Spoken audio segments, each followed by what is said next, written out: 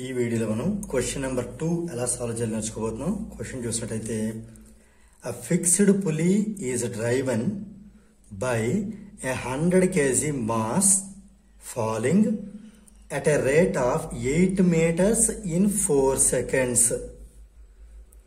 It lifts a load of 75 kilogram force. Calculate. ఒక్కొక్క bit చూద్దాం. First bit ఏంటంటే the power input to the pulley taking the force of gravity on 1 kg as 10 Newton. ఇది మొత్తం డీటెయిల్గా మనం అసలు question ఏంటని కంప్లీట్ ముందు అర్థం చేసుకుందాం. అప్పుడు ఏం చేయాలో చూద్దాం. ఇక్కడ మనకి ఒక పులి అట 100 kg మాస్ని 4 సెకండ్స్లో 8 మీటర్ లోపలికి వెళ్ళిపోతుంది. అది ఆ రకంగా ఉందన్నమాట. అయితే it lifts A load of mass. అలాంటి కండిషన్లో ఉన్నటువంటి ఒక పులి 75 kg లోడ్ని లాగుతోంది. ఇప్పుడు దీనికి ఇవ్వాల్సిన పవర్, ఇన్పుట్ పవర్ ఎంత అనేది క్వశ్చన్. సో ఫస్ట్ మనం ఇక్కడ ఫస్ట్ బిట్ సాల్వ్ చేద్దాం. అసలు ఇన్పుట్ పవర్, దాన్ని మనం పవర్ ఇన్పుట్ అని రాద్దాం. ఇన్పుట్ పవర్ని పవర్ ఇన్పుట్ అని, ఇన్పుట్ పవర్ రాసిన ప్రాబ్లం. ఈ పవర్ ఇన్పుట్ కావాలి అంటే సింపుల్ చెప్పాలంటే పవర్ ఫార్ములానే. పవర్ అంటే ఏంటి మనకి? Work by time. పవర్ అంటే యాక్చువల్గా work by time. Power input కాబట్టి ఇక్కడ కూడా work input by time. Simple చెప్పాలంటే W/T. ఓకే, మరి W అంటే మనకు ఆడ తెలుసు, F into S, force into distance or displacement by time.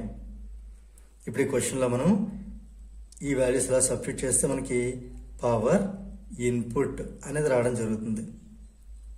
Okay, F అంటే మళ్ళీ మనకి M into A లేదా M into G. అయితే ఇక్కడ మనకి ఇచ్చిన కండిషన్ జాగ్రత్త చూసుకుందాం.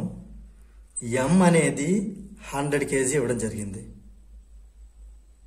జాగ్రత్తగా ఫాలో అవుతున్నారా? కేజీ, కిలోగ్రామ్లో ఉన్నది మాస్ M, అది ఇవ్వడం జరిగింది. అయితే ఇక్కడ ఇంకో క్లూ ఏంటంటే మనం ఫోర్స్ ఆఫ్ గ్రావిటీ తీసుకోవచ్చు. 1 kg మీద 10 Newton ఫోర్స్ ఉంటుంది. ఓకే, ఆన్ దట్ 1 kg మీద ఉండే ఫోర్స్ 10 Newton. అదే కదా ఇక్కడ force of gravity on 1 kg you can take as 10 Newton. అదే మీనింగ్ కాదు. అలా 100 kg కావాలంటే 100 kg మీద అంత ఫోర్స్ అప్లై అయి ఉంటుంది. 1 10 అయితే 100 ఎంత అవుతుంది? 100 into 10 ఎంత న్యూటన్? ఇది అర్థమైందా?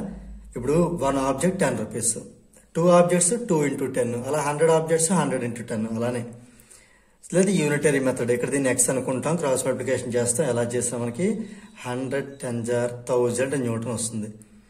ఇది మనం ఇక్కడ ఫోర్స్గా తీసుకోవాలి.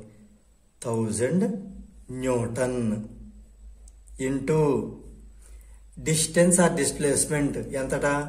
8 మీటర్స్ బై టైమ్ T అంటే 4 సెకండ్స్. ఇది మనం క్యాన్సిల్ చేసేది 4 1 jar 4 2 jar. సో 2 into 1000 అంతే. ఇంకా బై 1 మనం రాసిన అయిపోయిన పర్లేదు కాబట్టి 2 into 1000 2000 newton metre per second.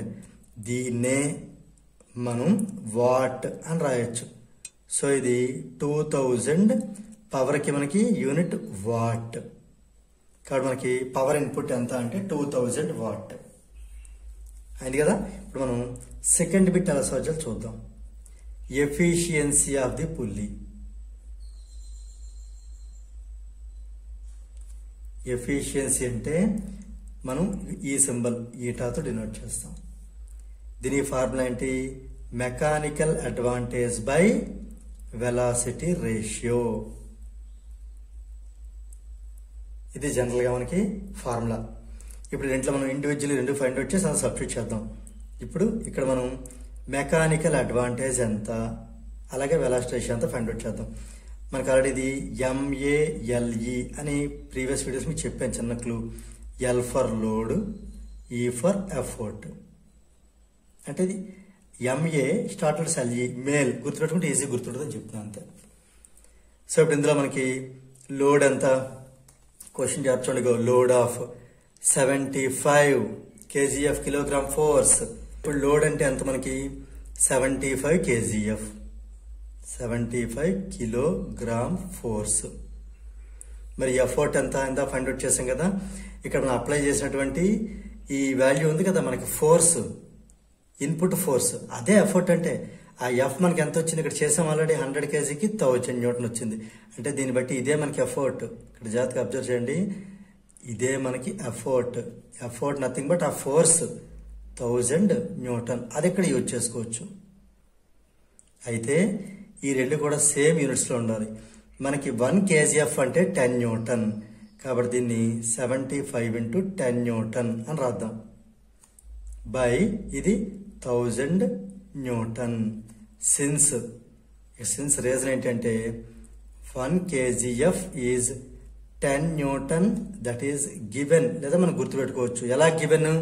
ఇదిగో force on gravity on 1 kg, force of gravity on 1 kg is 10 Newton. అంటే 1 kgf, F for force, 1 kgf అంటే 10 న్యూటన్. ఇది మనం గుర్తుంచుకున్నా ఓకే, లేకపోతే ఈ ఇచ్చింది రాసినా ఓకే. మొత్తం అది ఎన్ క్యాన్సిల్ అవుతుంది, ఈ జీరో క్యాన్సిల్ అవుతుంది. ఇంకా మనకి ఏమైంది 75/100 అంటే 25 డాడీ క్యాన్సిల్ చేద్దాం. 25 3s 25 4s. మొత్తానికి మనకి మెకానికల్ అడ్వాంటేజ్ ఎంత వచ్చింది అంటే 3/4 అని రావడం జరిగింది. దీన్ని ఇంకా సింప్లిఫై చేస్తే 0. ఎంత వస్తుంది 30 అంటే 4 7 28 అంటే ఇంకా 2 ఉంటుంది 25. సో మొత్తం మీద మెకానికల్ అడ్వాంటేజ్ ఎంత అంటే 0.75. కరెక్ట్గా వాల్యూ కావాలంటే ఎంత రావడం జరిగింది. ఇది మెకానికల్ అడ్వాంటేజ్ క్యాలిక్యులేషన్. ఇప్పుడు వెలాసిటీ రేషియో చూద్దాం.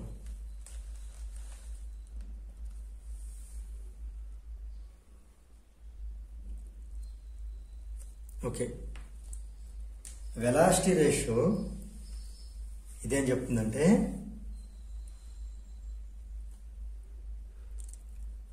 Distance moved by the effort divided by distance moved by the applying load.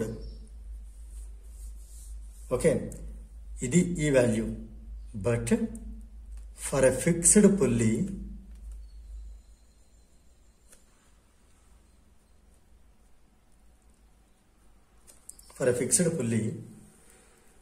అంటే మనం ఎంత ఎఫర్ట్ ఇచ్చేమో అంతే లోడ్ పైకి వెళ్తుంది. ఇప్పుడు సపోజ్ ఇక్కడ మీకు ఎక్కడ చెప్పలా చెప్దాం. ఇది ఒక రిజిడ్ సపోర్ట్ అనుకుందాం, కనిపిస్తుందా? ఇది ఒక రిజిడ్ సపోర్ట్ అనుకుందాం. ఈ రిజిడ్ సపోర్ట్కి ఒక పుల్లియర్ తోటి అటాచ్ చేసాం.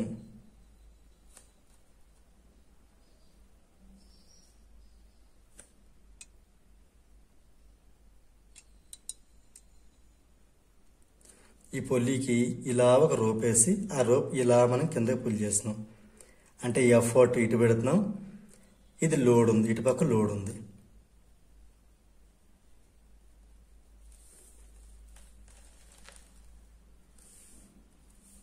ఇది లోడ్ ఉంది. ఈ టెన్షన్ ఇది టీ, ఇది పైకే ఉంటుంది, ఇటు కూడా టెన్షన్ టీ పైకే ఉంటుంది ఎప్పుడైనా సరే.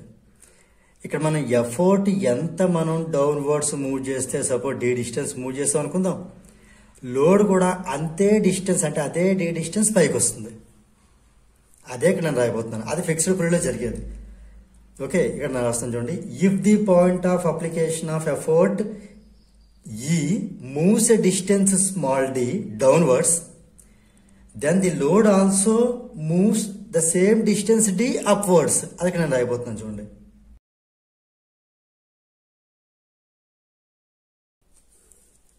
ఓకే, ఇది అర్థం చేసుకుని ట్రై చేయండి.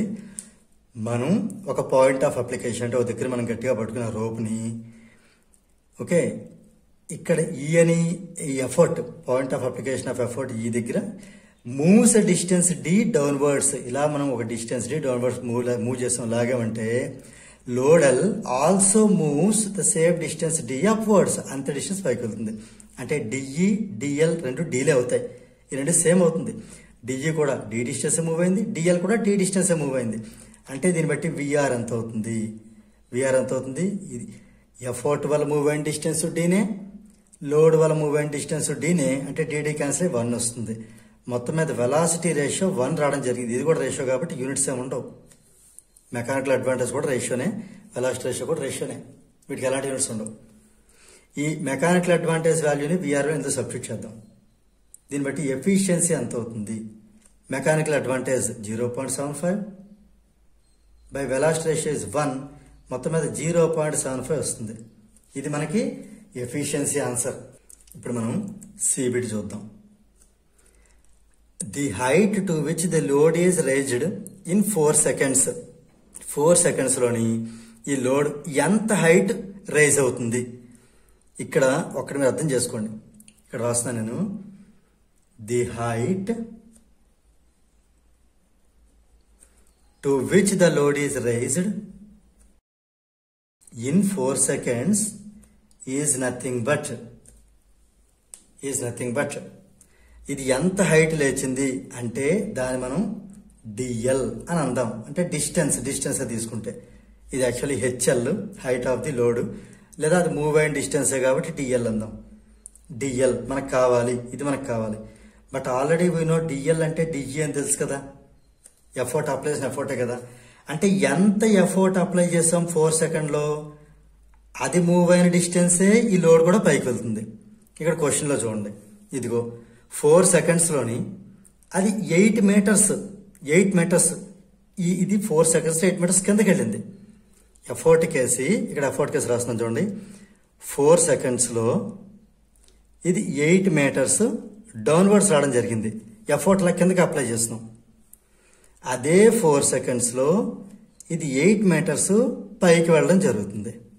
Since DE is equal to DL is equal to D కాబట్టి ఇది ఎంత హైట్ పైకి వెళ్ళింది అంటే ఇది ఎంత డెప్త్ కిందకు వచ్చింది అంటే నథింగ్ బట్ ఇక్కడ డిఎల్ కావాలంటే ఇక్కడ డిజీ కావాలి.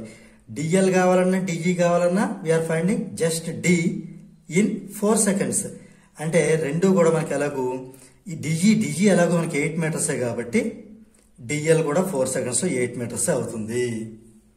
Okay, therefore the required height nothing but DL is 8 metres.